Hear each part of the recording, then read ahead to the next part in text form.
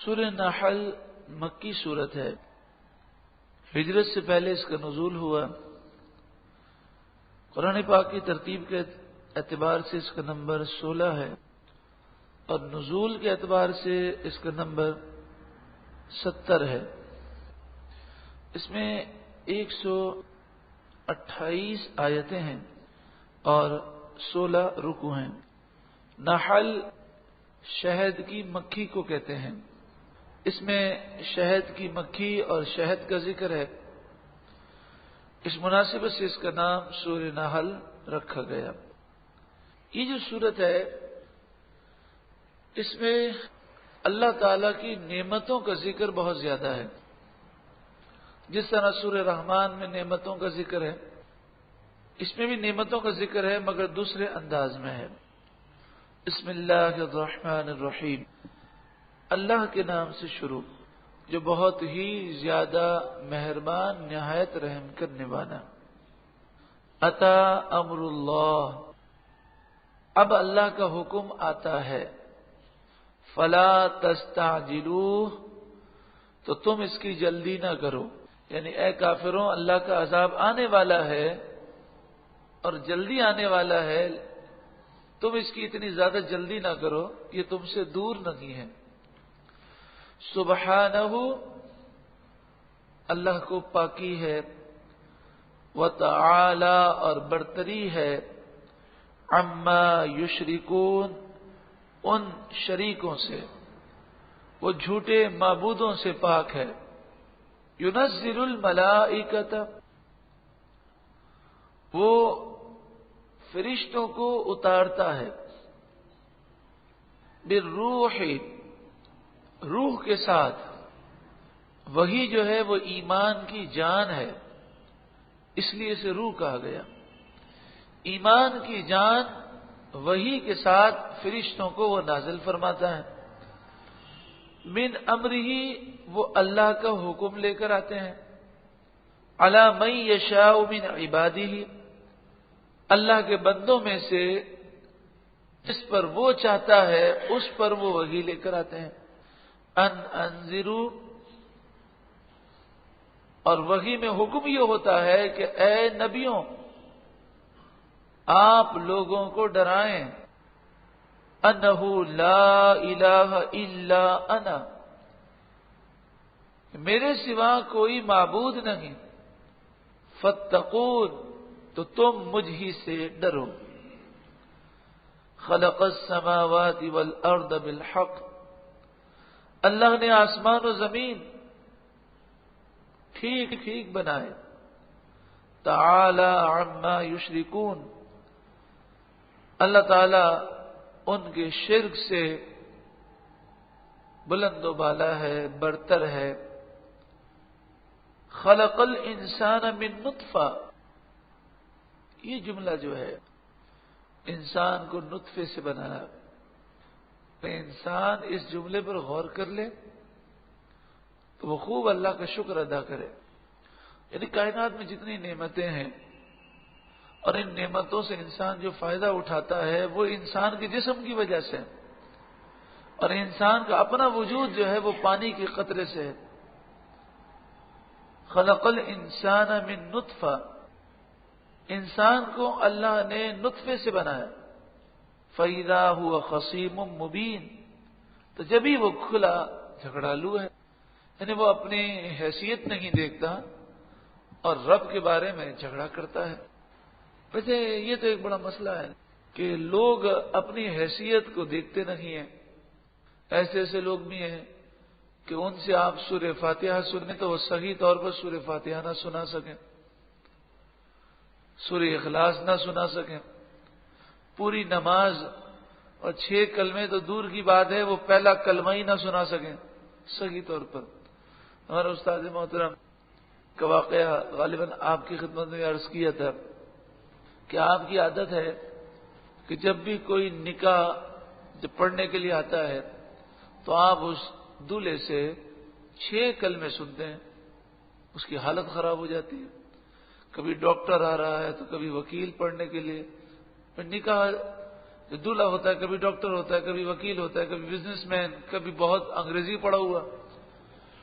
تو آپ فرماتے ہیں وہ 6 کلمے تو نہیں سنا سکتا. تو پھر آپ فرماتے ہیں میں اپنے پیچھے پیچھے پڑھواتا ہوں کہ میں پڑھتا جاتا ہوں تو میرے ساتھ ساتھ پڑھو. تو کہا کہ وہ اتنے دین سے نابلد ہوتے ہیں کہ میرا سن کر بھی وہ نہیں پڑھ سکتے. یہاں تک کہ لا الہ الا اللہ محمد الرسول اللہ، اور پھر اشہد ان لا الہ الا اللہ وحدہ لا شریک لہ واشہد ان محمد الرسول اللہ. یہ در اور در کا فرق ہی سمجھ میں نہیں آتا. تو کہا کہ مجھے یاد نہیں پڑتا کہ کسی بھی دولہے نے میرے سامنے جو پہلا اور دوسرا کلمہ صحیح پڑھو. تو ہم نے کہا استاد صاحب یہ آپ کیوں پڑھاتے ہیں؟ کوئی فرض ہے، واجب ہے، کیا معاملہ ہے؟ فرمایا 2 وجہ ہیں. ایک وجہ کی یہ ہے کہ میں اسے پڑھاتا ہوں بھائی تجدید ایمان کی نیت سے پڑھو کہ اگر کلمہ کفر نکل گیا ہے تو اس کا تو نکاح ہی نہیں ہونا، تو تاکہ وہ تجدید ایمان کر لے. اور دوسری بات آپ نے فرمایا کہ میں انہیں یہ سکھانا چاہتا ہوں کہ دین کے معاملات میں بک بک کرنے والے، تو آپ نے فرمایا میں لوگوں کو یہ سبق سکھانا چاہتا ہوں کہ جب تمہاری یہ حیثیت ہے تو دین کے معاملات میں تم دخل اندازی کیوں دیتے ہو؟ تو معاملہ بس یہی ہے کہ جتنے بھی اس وقت میڈیا پر بک بک کرنے والے ہیں نا دین کے معاملات میں، ان سے آپ 6 کلمے تو کیا نماز جنازہ کے فرائض بھی پوچھ لے تو ان میں سے کسی کو نہیں آتا ہوگا. انسان اپنی حیثیت کو دیکھتا نہیں اور غرور و تکبر کرتا ہے. فَإِذَا هُوَ خَصِيمٌ مُبِينٌ، تو جب بھی وہ کھلا جھگڑالو ہے. وَالْأَنْعَامَ خَلَقَهَا، اور اللہ نے جانوروں کو پیدا کیا. لَكُمْ فِيهَا دِفْءٌ، تمہارے لیے اس میں گرم لباس ہے.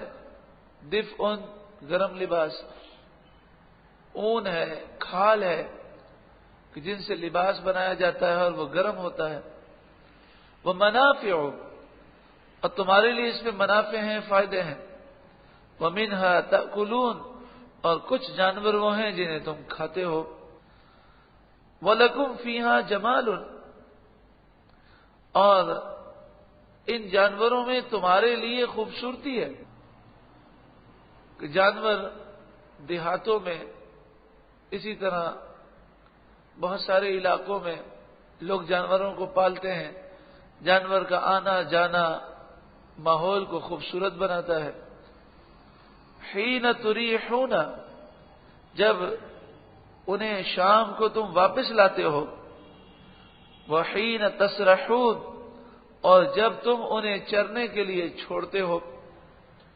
وَتَحْمِلُ أَثْقَالَكُمْ إِلَى بَلَدٍ لَمْ تَكُونُوا بَالِغِيهِ إِلَّا بِشِقِّ الْأَنفُسِ، اور وہ تمہارے بوجھ اٹھا کر لے جاتے ہیں ایسے شہر کی طرف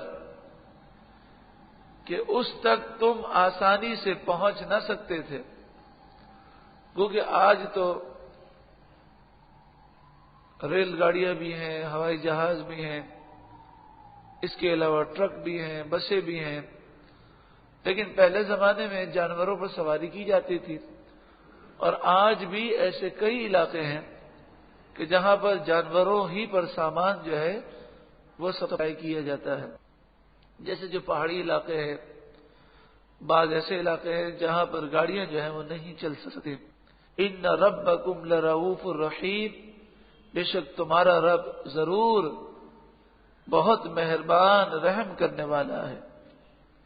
وہ کون سے جانور ہیں کہ جن پر تم سوار ہوتے ہو؟ والخیل، اور گھوڑے. والبغال، اور خچر. والحمیر، اور گدھے. لترکبوها، تاکہ تم ان پر سوار ہو جاؤ. وزینتن، اور یہ تمہاری زینت کے لیے ہیں. یہ تو وہ سواریاں ہیں جو لوگ جانتے تھے، لیکن قرآن مجید فرقان حمید وہ قیامت تک آنے والی باتوں کو بیان فرماتا ہے.